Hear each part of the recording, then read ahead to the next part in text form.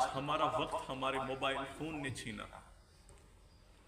یہ موبائل ایک ٹوٹ جائے گا نا بیٹا, کل ہم مارکیٹ سے دوسرا لا سکتے ہیں, دوسرا ٹوٹے گا تیسرا لا سکتے ہیں.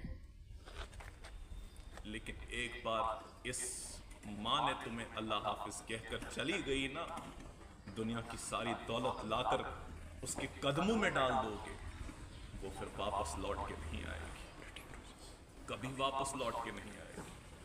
تو اس لیے اس امید کے ساتھ میں آج ادھر آیا ہوں کہ آپ کے ساتھ اپنی زندگی کے کچھ تجربات, جو کچھ سیکھا وہ آپ کے ساتھ شیئر کیا.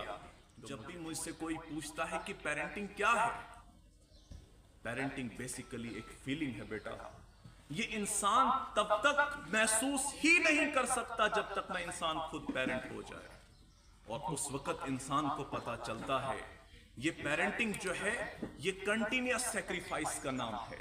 جس وقت آپ پیدا ہوئے کہ آپ کے والدین کی خوشی کا مقام کیا ہوگا, اس وقت آپ کے والدین نے کتنی خوشیاں منائی ہوں گی, اس وقت آپ کے والدین کی آنکھوں میں منظر کیا ہوگا, اور کہ ناز و نخنوں سے آپ کو پالا, اس کے بعد اسکول پہنچایا, اس کے بعد انتظار رہا کب آپ بات کریں گے, اور پہلی بات کیا آپ کریں گے اس کا انتظار, پھر اپنا ہاتھ پکڑ کے اسکول میں آپ کو پہنچایا, اور ہر گزرتے دن کے ساتھ آپ کے بڑے ہونے کا انتظار.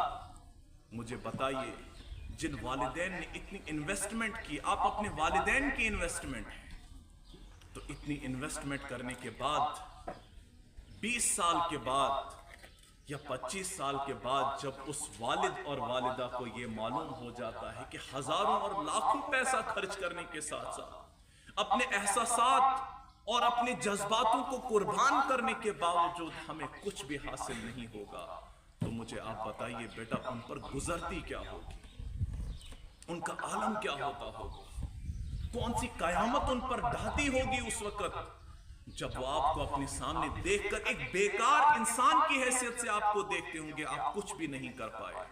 مجھے بتاؤ ان پر کیا گزرتی ہوگی.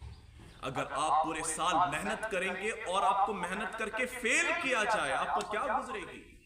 وہ تو 1 سال کی محنت ہوتی ہے, یہاں تو 25 یا 30 سال کی محنت کر کے والدین کو کچھ بھی حاصل نہ ہو.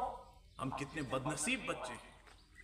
بہت سال پہلے میری ایک سٹوڈنٹ تھی, جس طرح سے آپ کو بھی کلاس میں اپنے ٹیچرز پوچھتے ہوں گے کہ بیٹا آپ کی لائف کا ایم کیا ہے, تو کوئی بولتا ہوگا ڈاکٹر, کوئی بولتا ہوگا انجینئر, کوئی کچھ اور بولتا ہوگا, جیسا روٹین ہے ہر سکول میں. اسی طریقے سے میں نے بھی ایک بار اپنی ایک سٹوڈنٹ سے کلاس میں پوچھا, یہ آج سے 5-7 سال پہلے کی بات ہے. سبھی بچوں سے پوچھا, کسی نے بولا ڈاکٹر, کسی نے بولا انجینئر, کسی نے کچھ اور بولا, لیکن ایک لڑکی اب تو وہ ڈاکٹر ہے.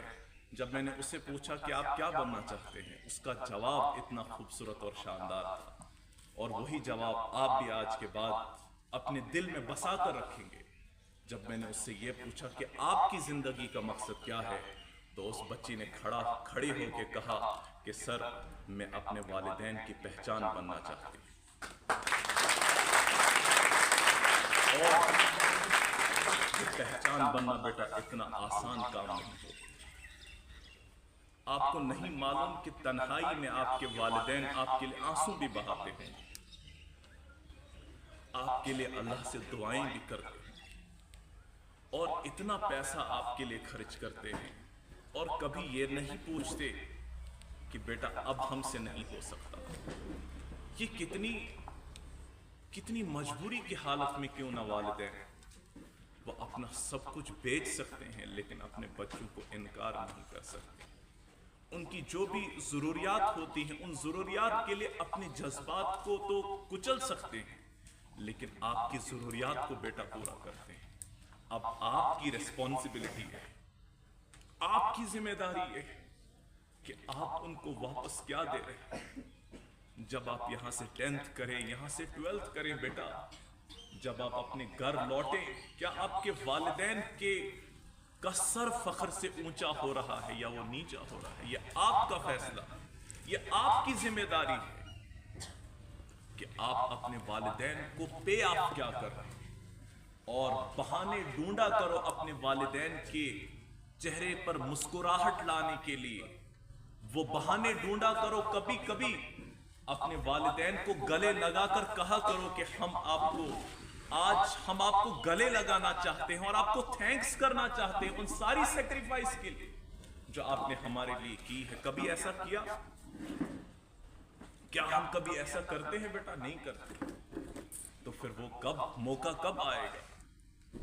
फिर मौका वो तब आता है जो किसी शायर ने कहा, जीते जी तो पूछा नहीं दर्द दिल का माजरा, जीते जी तो पूछा नहीं दर्द दिल का माजरा, अब आए हो पूछने जब खाक में मिला दिया।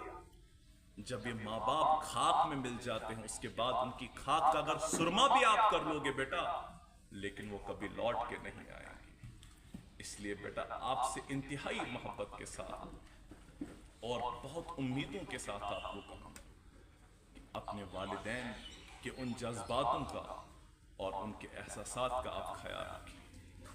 उनको हमेशा प्राउड फील कराने के लिए कुछ ना कुछ आप करें। उसके लिए बहुत सारी चीजें और मेहनत आपकी तकदीर को बेटा बदल सकती है, ये मुमकिन है। और ट्रांसफॉर्मेशन में हमेशा कहता हूं, transformation is possible at every stage of life. जब जागो तब सवेरा, ये हरगिज ये दिमाग में कभी ये बात मत लाना शायद हम नहीं बदल सकते। आप बदल सकते हैं बच्चा, आप कुछ भी कर सकते हैं, लेकिन एक उमंग, एक तड़प, एक पैशन, एक जुनून, एक पागलपन आपके अंदर आ जाए कि हमने अपने वालिदैन के बुढ़ापे का सहारा और उनकी आंखों की ठंडक बनना है। जाओ उनसे पूछो, उन बच्चों से पूछो जिनके सरों पर उनके वालिदैन का साया नहीं। वो किसी शायर ने क्या खूब कहा कि धूप काटेगी बहुत जब ये शजर कट जाएगा।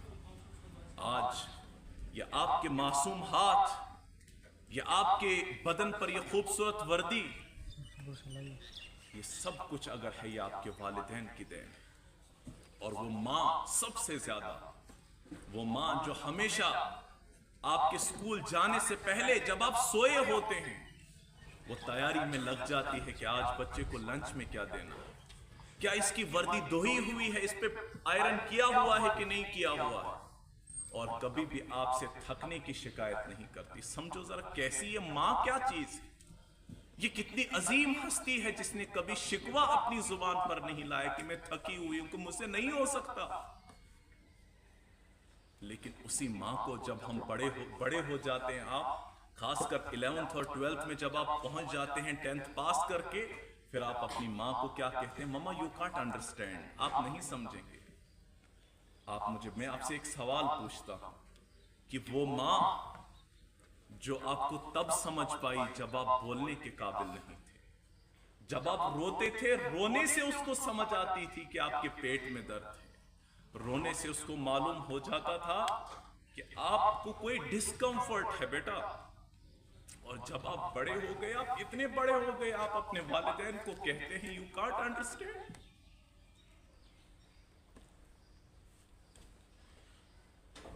ये औलाद होने का हक नहीं है। और ये वालिदैन हमेशा भी नहीं रहते।